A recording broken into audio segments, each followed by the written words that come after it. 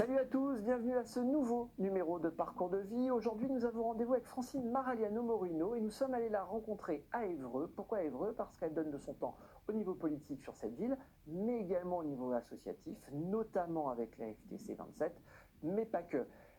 Quoi de mieux que d'aller à sa rencontre pour faire plus ample connaissance? Je considérais qu'on accompagnait très mal les traumatisés crâniens en établissement. Du coup, ça m'a motivée pour me former, pour créer une association dans le département et ça a été vraiment la base de mon engagement. Alors, moi, j'aime à dire que mon seul engagement politique, c'est le handicap. Donc, on est venu me proposer de m'engager au moment des dernières élections municipales. Pour moi, c'était une première. Et du coup, je suis partie dans l'aventure et j'ai été du coup élue pour représenter les personnes en situation de handicap depuis un an. Là, on voit bien que c'est une vision globale de tout type de situation de handicap, tout type de handicap à tout âge de la vie, bref, une vision globale.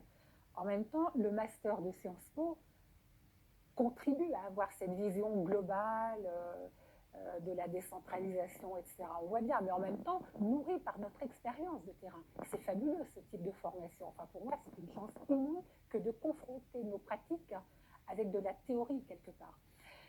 Donc oui, moi je pense que l'étape d'après, c'est la maison départementale du handicap. Pour moi, euh, ça répondrait à mon engagement.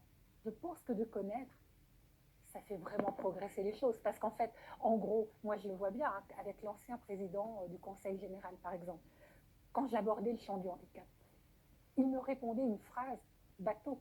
Si je n'avais pas bien maîtrisé mon sujet, je le laissais me répondre, merci monsieur le président, etc. Je connais parfaitement bien mon sujet. Il ne répondait pas à ma question. Je peux donc continuer à l'interroger, à aller plus loin dans le débat. Donc oui, c'est une force que de bien connaître son sujet. Et en même temps, je pense que de bien connaître les partenaires et les réseaux, c'est énorme parce qu'il y a la confiance qui est là et du coup on gagne un temps fou et du coup on peut vraiment aller dans l'acceptation du plan B, dans l'intelligence pour avancer pour une cause commune. Sans le local, mais ne peut pas se nourrir.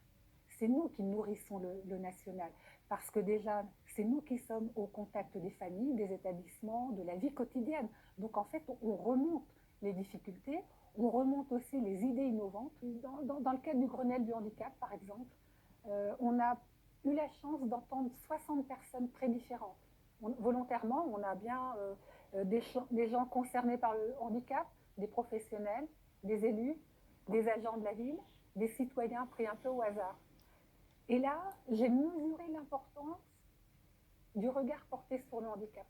J'ai demandé à l'Agence régionale de santé, en fait j'ai voulu être très transparente, puisque nous avons, nous, la FTC, Asso Famille Traumatisés Crâniens, créé un groupe d'entraide mutuelle pour les cérébrolésés.